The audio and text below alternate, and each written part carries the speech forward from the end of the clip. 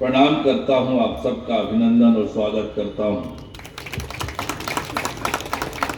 मेरा सौभाग्य है कि आप सब लोगों के बीच मुझे आने का अवसर मिला है।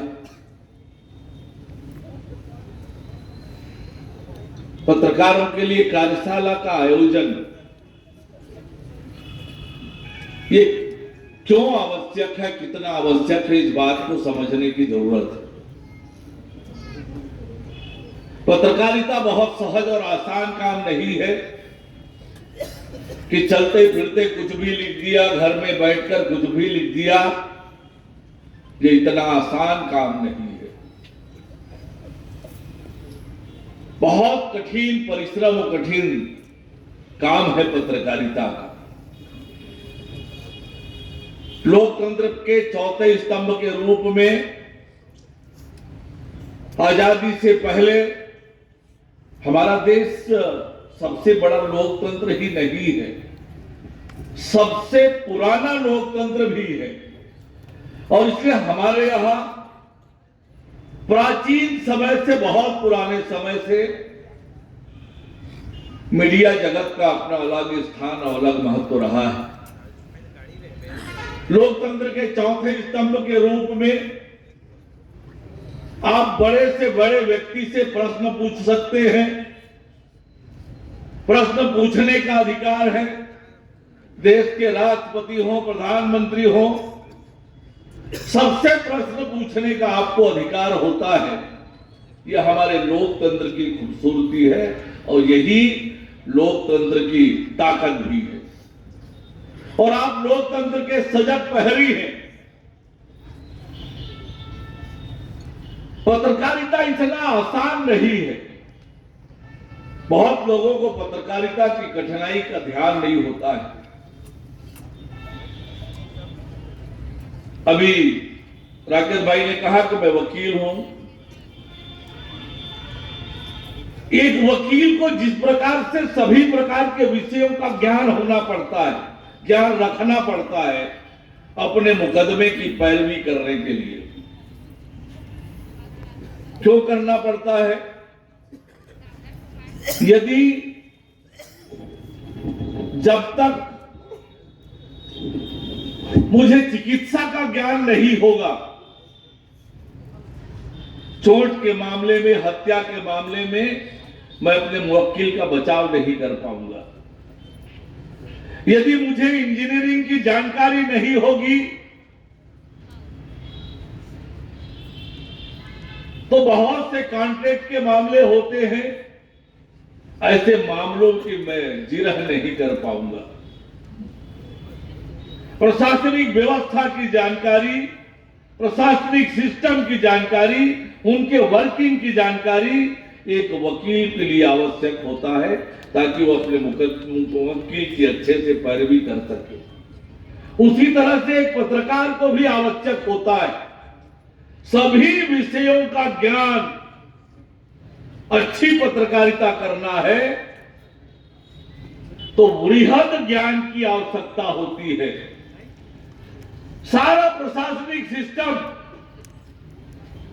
काम करने की पद्धति, इलाज की पद्धति, इंजीनियरिंग की पद्धति, मूल्यांकन के पद्धति से लेके उससे संबंधित कानून, सक्षम अधिकारी कौन है, इतना बड़ा ज्ञान यदि आपको है तभी आप अच्छी पत्रकारिता कर सकते हैं।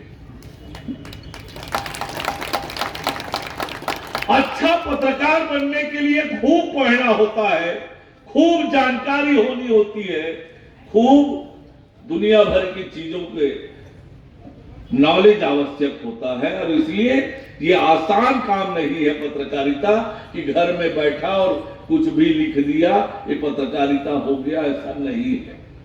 बहुत कठिन काम है।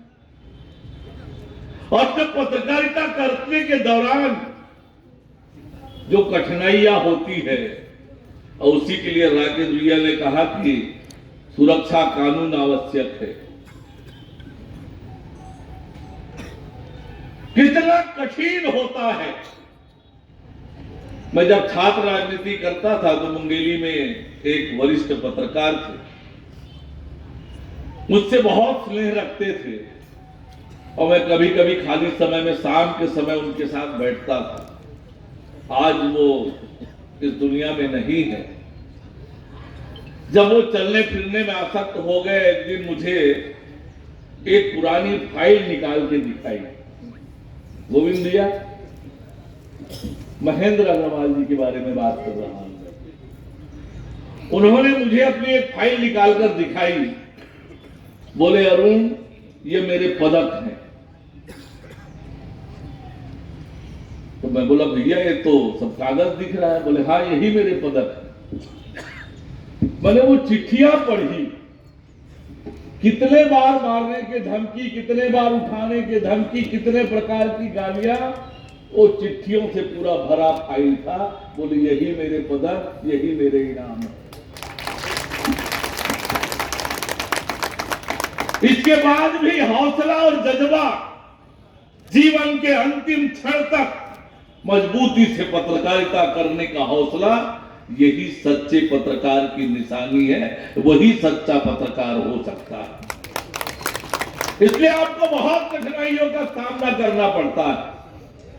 और आज तेजी से टेक्नोलॉजी बदल रही है। भैया, इधर से आवाज आ रही है, थोड़ा मैं डिस्टर्ब होता हूं, आवाज आती है।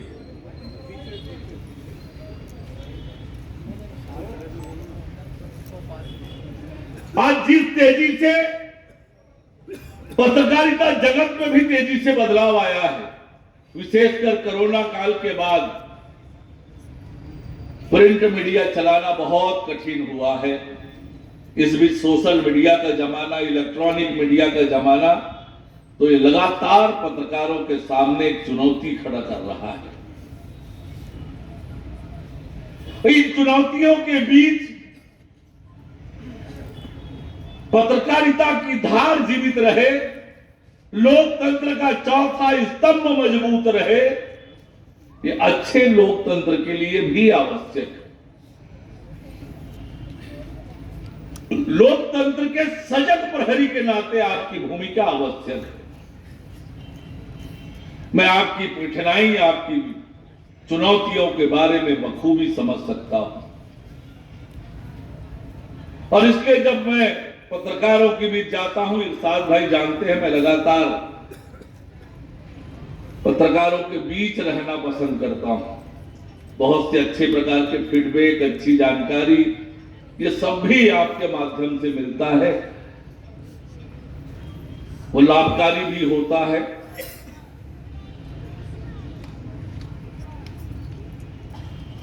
और इन चुनौतियों के बीच काम करना, ऐसे चुनौतियों में काम करने से ही हमारी कलम में धार आती है।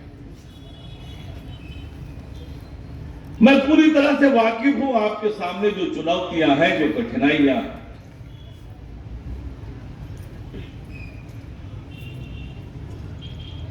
और उन्हीं चुनौतियों से हम निकलकर खड़े होते हैं और अपनी अलग पहचान बनाते हैं।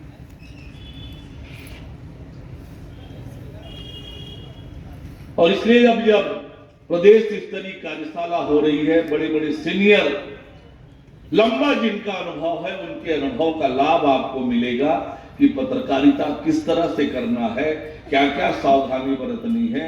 इन सब की जानकारी इस कार्यशाला में आपको होगी। और निश्चित रूप से अच्छे पत्रकार बनने के लिए ये कार्यशाला आपके लिए बहुत मददगार होगी। एक आग्रह मेरे आज के युवा पत्रकार साथियों से, विशेषकर सोशल मीडिया के पत्रकारों से,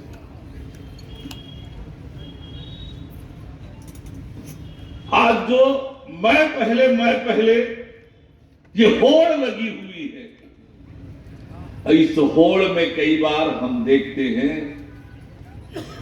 कि अनवेरिफाइड फैक्ट्स के न्यूज भी चल जाते हैं और उस न्यूज से पता नहीं किसका कैरियर चौपट हो जाए, किसका जीना मुश्किल हो जाए, क्या तथ्य गलत चला जाए। ये सावधानी बरतने की जरूरत है। बिना तथ्यों का धरातल जाने बिना बिल्कुल अंधी दौड़ में, अंधी कंपटीशन में मत निकलिए। ये न केवल आपके अच्छे पत्रकार होने के लिए बल्कि लोकतंत्र के चौथे स्तंभ के नाते भी ये सावधानी आवश्यक है। पता नहीं छोटे से आपके एक समाचार के लिए किसको क्या बड़ा नुकसान उठाना पड़ जाए। उसकी कल्पना कभी कर कर देखिए कि एक छोटा सा न्यूज किसी के लिए चला जाए, बिना तथ्यों का परीक्षण किए बिना,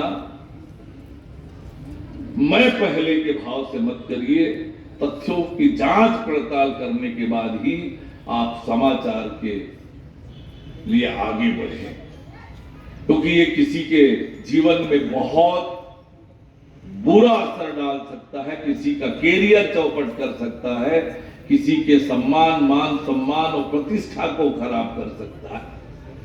तिल तिल करके व्यक्ति प्रतिष्ठा हासिल करता है, मुकाम हासिल करता है, एक छोटे समाचार से सब कुछ चौपट हो जाता है, सब कुछ चौपट हो जाता है। कई बार अनहोनी भी हो जाती है इस चीज। इसलिए सावधानी और सजगता बहुत आवश्यक है। इसलिए मैंने कहा कि पत्रकारिता का काम बहुत आसान नहीं है, बहुत जिम्मेदारी का काम है, बहुत कठिनाई का काम है, बहुत परिश्रम का काम है। ये सहज और आसान नहीं, पर चुनौतियों का सामना तो कलमकार ही करता है। अंग्रेजों की चुनौतियों के समय भी हमने झेला, बहुत बार तानाशाही के खिलाफ हमने लड़ाई लड़ी, सफल हुए, और इसलिए चुनौतियों के सामना करना ये कलमकारों का लोकतंत्र के चौथे स्तंभ की विशेषता और ताकत रही है। इसीलिए समाज में अलग स्थान, अलग सम्मान, अलग प्रतिष्ठा है। जो विषय मेरे ध्यान में लाए हैं, मैं आपसे आग्रह करूंगा कि जो पत्रकार सुरक्षा कानून है उसमें खामियां हैं, उन खामियों को लिपिबद्ध करके मैं आपको आमंत्रित करता हूं, साथ में हम बैठें, उसका समाधान क्या हो सकता है, क्या क्या सुधार आवश्यक है, उसके लिए बैठकर उसमें आगे बढ़ेंगे। मैं आपके साथ पूरी तरह से खड़ा रहूंगा। जो मुद्दे आपने कहे हैं, जो मुद्दे आपने कहे हैं उचित फोरम में निश्चित रूप से रखूंगा, उसके लिए पहल करूंगा। आपने मुझसे जो मांग की है, सारंगढ़ में पत्रकार भवन के लिए मैं इसके लिए 25 लाख रुपए देने की घोषणा करता हूं। स्वेच्छानुदान से भी राशि आपने मांगी है, इसके लिए समिति के लिए मांग रहे हैं भैया, समिति के लिए स्वेच्छानुदान के रूप में 1 लाख रुपए देने की घोषणा करता हूं। मैं बहुत बधाई और शुभकामनाएं देता हूं, ये बहुत आवश्यक। ये कार्यशाला अलग से कोई ट्रेनिंग नहीं होती है, पत्रकारिता की डिग्री जरूर होती है, पर हम सब सुदूर अंचल में रहने वाले लोग शायद वो डिग्रियां हासिल नहीं कर पाए होंगे। पत्रकारिता विश्वविद्यालय से अलग प्रकार की पढ़ाई और कोर्स किए हैं, पर एक सजग पत्रकार और पत्रकारिता के लिए ये कार्यशाला बहुत आवश्यक है। और निश्चित रूप से सारंगढ़ विलयगढ़ जिले के पत्रकार साथियों को, समिति के सभी पदाधिकारियों को बधाई दूंगा, शुभकामनाएं दूंगा कि पत्रकारों के विकास के लिए, पत्रकारों को सक्षम बनाने के लिए आपने जो राज्य स्तरीय कार्यशाला आयोजित किया है, निश्चित रूप से पूरे प्रदेश में पत्रकार जगत में पत्रकारों के लिए बहुत मददगार होगा और राष्ट्रीय स्तर पर हमारे छत्तीसगढ़ के पत्रकार फिर से अपना स्थान और प्रभाव बनाएंगे। मैं आप सबको बहुत बधाई और शुभकामनाएं देता हूं। आज जिनको सम्मानित किया गया उन सबको भी मैं बहुत बधाई और शुभकामनाएं देता हूं। आप सभी के उज्जवल भविष्य की कामना करता हूं। कल स्वामी विवेकानंद जी की जयंती है। मैं आप सबको स्वामी विवेकानंद जी की जयंती, मकर संक्रांति की बहुत बधाई और शुभकामनाएं देते हुए आप सबको प्रणाम करते हुए अपनी बात समाप्त करता हूं। राम राम, जय जोहार, जय छत्तीसगढ़।